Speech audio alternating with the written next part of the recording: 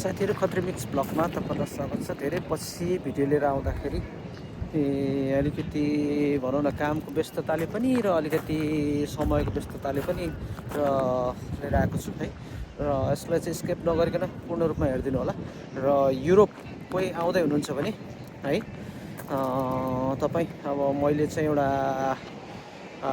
Agent भनौँ या कुनै त्यस्तो भेटाएको छु, राम्रो भनौँ न उहाँ छ। तर म चाहिँ उहाँसँग चाहिँ त्यति उ चाहिँ होइन, मैले जस्तो उहाँको बारेमा बुझेको मात्रै हो है।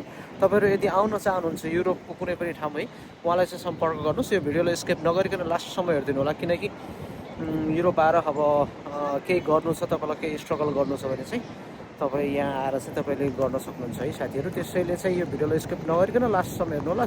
मैले बिचमा सायद अब जता पनि हाल्न लास्टसम्मै हाल्न सक्छु। उहाँको नम्बर राखिदिन्छु है, तपाईँले सिधै व्हाट्सएप गरेर चाहिँ सोध्न सक्नुहुन्छ। मैले यसबाट चाहिँ फेरि तपाईँहरूले सोध्नुलाई के लिन्छ, कति लिन्छ, यो चाहिँ मलाई केही पनि थाहा छैन है।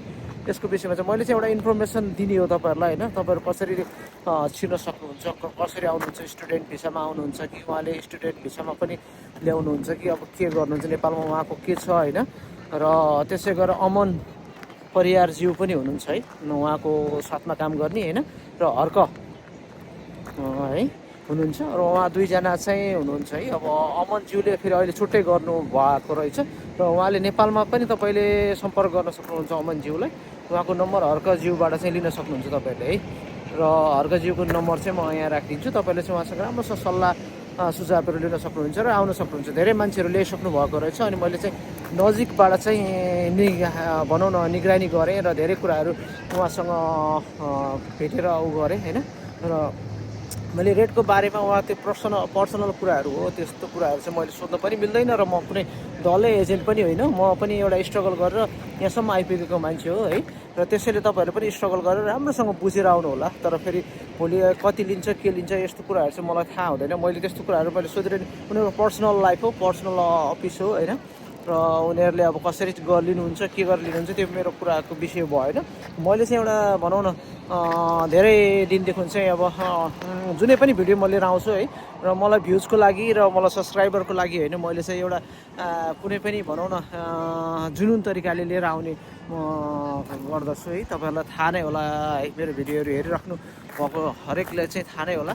र म त्यस्तो कुराहरू चाहिँ लिएर आउन, फेक कुराहरू लिएर आउन, मलाई युट्युबमा कुनै ग्रो गर्नु र कुनै उ गर्नु छैन। तर यस युट्युब मार्फत चाहिँ तपाईँहरूलाई एउटा के भन्छ इन्फर्मेसन दिन चाहन्छु। तपाईँहरू पनि कुनै पनि देश, युरोपको कुनै पनि देश आएर स्ट्रगल गरेर आफ्नो लाइफ सेटल गर्न चाहनुहुन्छ भने है हर्कज्यूलाई सम्पर्क गर्नुहोला। कि मैले उहाँसँग पर्मिसन पनि लिएँ, तपाईँको नम्बर राख्दा के होला त भनेर भन्दाखेरि उहाँले चाहिँ हुन्छ केही फरक पर्दैन, राख्न सक्नुहुन्छ भन्नुभएको कारणले चाहिँ मैले चाहिँ तपाईँहरूको माझमा राखिरहेको छु है। त साथीहरू केही भन्नुहुन्छ भने चाहिँ तपाईँहरूले उहाँसँगै सल्लाह गरेर सुझाव गरेर गर्नुहोला। भिडियोलाई अन्तिमसम्म हेरिदिनु भएकोमा त्यसको लागि तपाईँलाई धन्यवाद छ, धेरै धेरै धन्यवाद। र भिडियोलाई लाइक सब्सक्राइब गर्न नबिर्सिनुहोस् है। फेरि भन्नु होला लाइक सब्सक्राइब किन भनेर भन्दाखेरि किनकि यस्तै जीवनको प्रायः जसो मेरो ब्लगमा जीवनको कुराहरू र जीवन नभएका स्ट्रगलहरू चाहिँ तपाईँहरूको माझमा ल्याउने गर्छु। मेरो रियल घटनाहरू मेरो माझमा जो युट्युब मार्फत म पोख्ने गर्छु। र तपाईँहरूले हेरि पनि सक्नुभएको छ है। र कन्स्ट्रक्सन लाइनको काम गर्छु म आफ्नै होइन। र कन्स्ट्रक्सन लाइनमै काम गरिरहेको छु, टेक्निसियन भनौँ न। एउटा 14-15 वर्ष गल्फमा काम गरेको अनुभवले गर्दा पनि सजिलो भएको छ। र एउटा कुरा सबैलाई यथावतै होला, मेरो भिडियोमा प्रायः जस्तो मैले भन्ने गर्छु, कुनै पनि है कुराहरू चाहिँ सिकेर आउँदा चाहिँ आफूसँग हातमा सिप हुँदाखेरि चाहिँ सजिलो हुन्छ है, एकदम स्ट्रगल गर्न है। नत्र भने चाहिँ अलिकति गाह्रो हुन्छ। जुनै ठाउँमा जानुहोस् तपाईँ गाह्रो हुन्छ, जिरोबाट सुरु गर्नुपर्ने हुन्छ र अलिकति गाह्रो हुन्छ।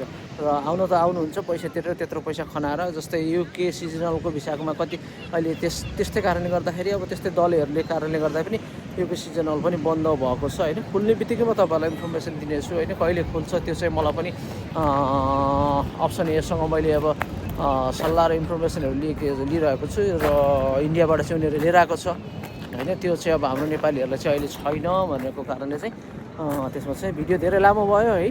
र हर्कज्यूको मैले नम्बर यहाँ बिचतिर एडिट गरेर म राख्नेछु, सायद अब अन्तिमसम्म पनि राख्न सक्छु। त्यसैले हेर्नु होला, अन्तिमसम्म भिडियोलाई हेरेर साथ दिनुभयो, सपोर्ट दिनुभएकोमा त्यसको लागि धेरै धेरै धन्यवाद। हस् त आजलाई यति नै, अर्को भिडियोमा फेरि भेट्नेछौँ। हस् त, नमस्कार।